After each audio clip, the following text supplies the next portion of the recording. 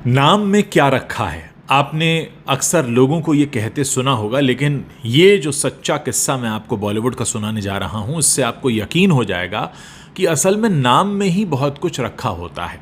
ये 2008 की बात है। उस वक्त युवराज फिल्म बन रही थी जिसमें सलमान खान काम कर रहे थे और सुभाष घई इस फिल्म को बना रहे थे। इस फिल्म का एक गाना सुभाष घई चाहते थे कि A.R. रहमान तैयार करें। उन्होंने A.R. रहमान को फ़ोन किया और उन्हें यह ज़िम्मा सौंप दिया कि युवराज फिल्म के एक गाने का म्यूज़िक आप तैयार करेंगे।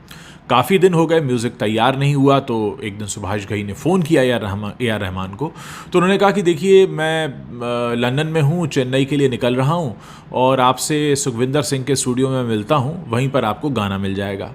अब जो तारीख तय हुई थी उस तारीख पर सुभाष घई पहुँचे। पहले से थोड़ा भड़के हुए थे, गाना लेट हो गया था, म्यूज़िक तैयार नहीं था। अब जब सुखविंदर सिंह के स्टूडियो में दाखिल हुए तो उन्होंने ये देखा कि सुखविंदर सिंह एक गाना तैयार कर रहे हैं। उन्होंने पूछा, भाई क्या काम चल रहा है? तो उन्होंने कहा, A.R. रहमान ने कहा है गाना तैयार करने के लिए, तो उसकी ट्यून बना रहा हूँ मैं। अब ये देखकर बड़ा भड़क गए सुभाष घई कि काम मैंने दिया है A.R. रहमान को और करवा रहे हैं वो सुखविंदर सिंह से। थोड़ी देर में A.R. रहमान वहाँ पहुँचे तो सुभाष घई ने उनसे चिल्लाते हुए कहा कि भाई, मैंने तो तुम्हें जिम्मेदारी सौंपी थी, तुमको करोड़ों रुपए दे रहा हूँ इस बात के कि तुम मेरी फिल्म का गाना बनाओ, और तुम यहाँ सुखविंदर से बनवा रहे हो। तो उसके जवाब में A.R. रहमान ने कहा कि देखिए, आप जो मुझे पैसा दे रहे हैं वो मेरे नाम का दे रहे हैं। अगर गाना सुखविंदर बना रहे हैं और मैं उसे इंडोर्स कर रहा हूँ कि हाँ ये गाना है, आप इसे ले लीजिए, अच्छा म्यूज़िक है, इसका मतलब है कि वो मेरा ही गाना हुआ, क्योंकि मैंने उसे इंडोर्स कर दिया, मैंने उसको अप्रूव कर दिया। फिर उन्होंने कहा कि आपको भड़कने की ज़रूरत नहीं है, आप क्या जानते हैं, आपने जो फिल्म ताल बनाई थी उसमें जो गाने हिट हुए, आपको क्या मालूम वो गाने मेरे ड्राइवर ने बनाए थे या मेरे किसी स्टाफ ने बनाए थे? आपको तो लगा ना A.R. रहमान का गाना है, तो आपको इसमें कोई शक नहीं होना चाहिए। बहरहाल इस झगड़े के बाद बहस इतनी बढ़ी कि वो जो गाना तैयार किया था सुखविंदर ने A.R. रहमान के कहने पर सुभाष घई की फिल्म युवराज के लिए, उसे सुभाष घई ने फिल्म से ड्रॉप कर दिया।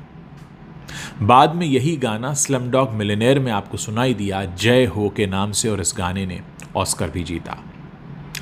तो ये एक ऐसा किस्सा है इंडस्ट्री का। ये किस्सा जो है हाल ही में राम गोपाल वर्मा ने एक यूट्यूब चैनल को इंटरव्यू के दौरान सुनाया है, और ये किस्सा बहुत कुछ बताता है। फिल्म इंडस्ट्री में बहुत सी चीज़ें ऐसी हैं जो सिर्फ नाम से चलती हैं। आपको लगता है ये फिल्म फलां डायरेक्टर ने डायरेक्ट की है, हो सकता है वो उसने नहीं, उसके किसी असिस्टेंट ने काम किया उसमें ज़्यादा अच्छा, या ये जो क्रिएटिव वर्क होता है इसमें असली मोहर किसकी लगी थी ये बता पाना कई बार बहुत मुश्किल होता है। लेकिन जो नाम उसे अप्रूव कर रहा है, इसका मतलब है कि वो उसे इंडोर्स करता है और उसकी पूरी गारंटी लेता है।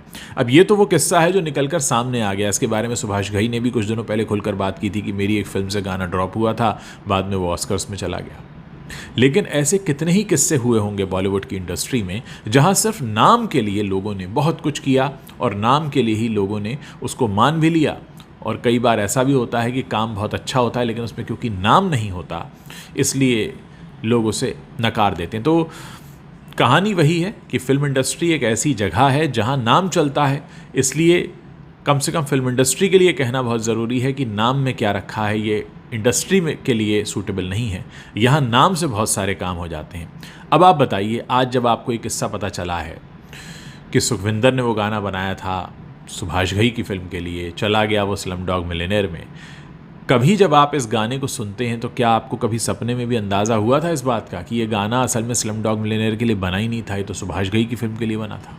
नहीं हुआ होगा, क्योंकि हम जो भी क्रिएटिव वर्क देखते हैं स्क्रीन पर वो इतना कन्विंसिंग होता है कि हमें लगता है ये इसी के लिए बना है। जैसे पर्दे पर जब हीरो गाना गाता है तो हमें लगता है वही गा रहा है, जबकि वो नहीं गा रहा होता है, गा तो वो गायक रहा होता है जिस पर वो सिर्फ लिपसिंग कर रहा होता है। तो ये है कन्विक्शन की पावर और ये है मेक बिलीव की दुनिया।